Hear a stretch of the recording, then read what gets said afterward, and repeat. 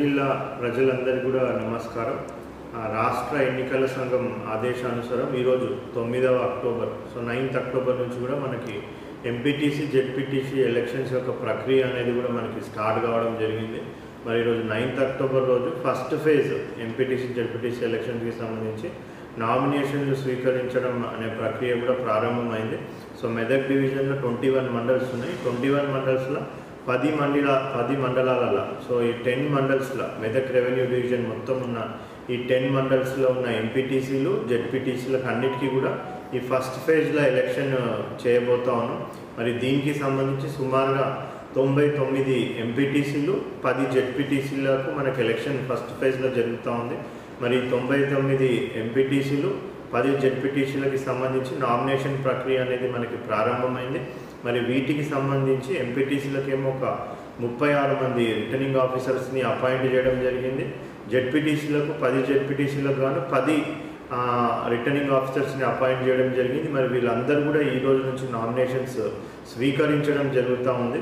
మరి 9th, 10th, 11th so 9th October 10th October 11th October ఈ 3 రోజులలో ఈ ఫస్ట్ ఫేజ్కి సంబంధించిన ఈ 10 మెదక్ రెవెన్యూ డివిజన్ మండలాలలో మనకి రిటర్నింగ్ ఆఫీసర్స్ నామినేషన్స్ స్వీకరించడం జరుగుతుంది. సో అదేవిధంగా మనకి 12th రోజు ఈ నామినేషన్స్ స్క్రూటినీ అనేది ఉంటుంది. అదేవిధంగా మనకి అపీల్ ఏమన్నా చేసుకోవాలంటే ఎవరిదైనా నామినేషన్స్ రిజెక్ట్ అయినట్టయితే మరి జెడ్పీటీసీ నామినేషన్స్ రిజెక్ట్ అయినట్టయితే డిస్ట్రిక్ట్ కలెక్టర్ దగ్గర అపీల్ చేసుకోవాల్సిన అవసరం ఉంటుంది. అదేవిధంగా ఎంపీటీసీ నామినేషన్స్ రిజెక్ట్ అయితే ఎవరన్నా అపీల్ చేసుకోవాలంటే వాళ్ళు ఆర్డీఓ దగ్గర సో వాళ్ళు అపీల్ చేసుకునే ప్రొవిజన్ ఉంటుంది. సో ఆ అపీల్ ప్రొవిజన్ అనేది కూడా సో వాళ్ళు 13th రోజు మనకి వాళ్ళు అపీల్ చేసుకోవచ్చు.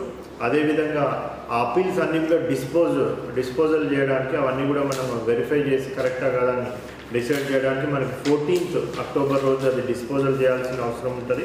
15th అక్టోబర్ వరకు ఎవరైనా విత్డ్రా చేసుకోవాలనుకుంటే క్యాండిడేట్స్ వాళ్ళందరూ కూడా విత్డ్రా చేసుకోవచ్చు. సో ఫైనల్ ఎవరైతే కంటెస్టింగ్ క్యాండిడేట్స్ ఉంటారో 15th అక్టోబర్ రోజు మనము 3 గంటల తర్వాత ఈవినింగ్ టైమ్స్లో మనము list of contesting candidates publish చేయడం జరుగుతుంది.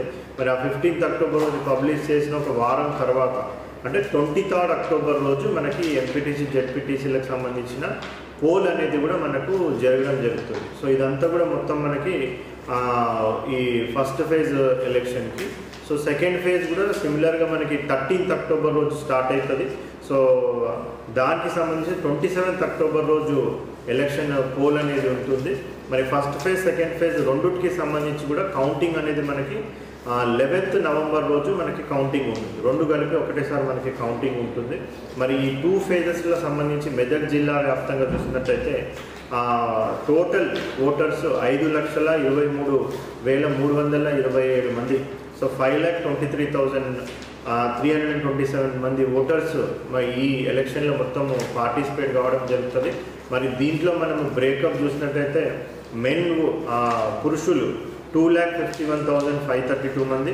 అదేవిధంగా ఉమెన్ వచ్చేసి 2,71,787 మంది. ట్రాన్స్జెండర్స్ వచ్చేసి ఒక 8 మంది. అంటే మనం చూసినట్టయితే సుమారుగా 20,000 వరకు కూడా మహిళల ఓటర్లే మనకు పురుషుల కంటే కూడా అధికంగా ఉండడం జరుగుతూ ఉంది.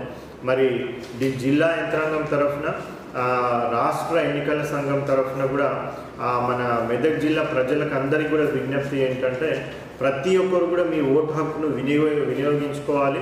కంపల్సరీగా మనం 100% ఓటింగ్ వచ్చే విధంగా సో మీ గ్రామాలకు కానివ్వండి మీ మండలాలకు కానివ్వండి ఎవరైతే మిమ్మల్ని పాలించాలనేసి అనుకుంటూ ఉంటారో మరి వాళ్ళందరికీ కూడా మంచిగా వ్యక్తులను మీరు ఎన్నుకోవడానికి ఇదే మంచి అవకాశం. సో కంపల్సరీగా పెద్ద ఎత్తున ప్రజాస్వామ్యాన్ని బలపరిచే విధంగా అందరూ కూడా ఈ ఓటింగ్లో పార్టిసిపేట్ అయ్యి మరి మెదక్ జిల్లా వ్యాప్తం కూడా 100% అందరూ కూడా ఓటు వేయాలనేసి కూడా విజ్ఞప్తి చేస్తూ ఉన్నాం. సో మరి ఓటర్స్కి సంబంధించి కూడా వాళ్ళకి ఏమేమైతే ఫెసిలిటీస్ ప్రొవైడ్ చేయాలనో అవన్నీ కూడా పోలింగ్ స్టేషన్స్ అన్నిట్లో కూడా మేము ప్రొవైడ్ చేయడం జరుగుతుంది. ప్రజలకు విజ్ఞప్తి ఏంటంటే ఫ్రీ అండ్ ఫెయిర్ ఎలక్షన్ చేసే విధంగా ఏ విధమైన ప్రలోభాలకు లోను కాకుండా నిశ్చింతగా ఎటువంటి భయాలకు కూడా లోన్ కాకుండా అందరూ కూడా ఓటు వేయాలని విజ్ఞప్తి చేస్తూ ఉన్నాం.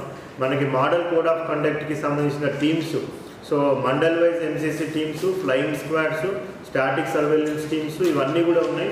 సో ఎవరన్నా డబ్బుతోని కానివ్వండి, మద్యంతో కానీ ప్రలోభాలు పెట్టినట్టయితే మన కంట్రోల్ రూమ్కి కూడా మీరు కాల్ చేసినట్టయితే కూడా ఎంక్వైరీ చేసి వాళ్ళ మీద కూడా యాక్షన్ తీసుకోవడం జరుగుతుంది. అభ్యర్థులందరూ కూడా మోడల్ కోడ్ ఆఫ్ కండక్ట్ని పాటిస్తూ, ఎన్నికల నియమాలను పాటిస్తూ అందరూ కూడా ప్రచారం చేసుకోవాలని కూడా అందరూ కూడా విజ్ఞప్తి చేస్తూ, మరొకసారి మెదక్ జిల్లా ప్రజలందరూ కూడా పెద్ద ఎత్తున ఈ ఓటింగ్లో పాల్గొనాలనేసి అందరినీ కూడా విజ్ఞప్తి చేస్తాము. Thank you.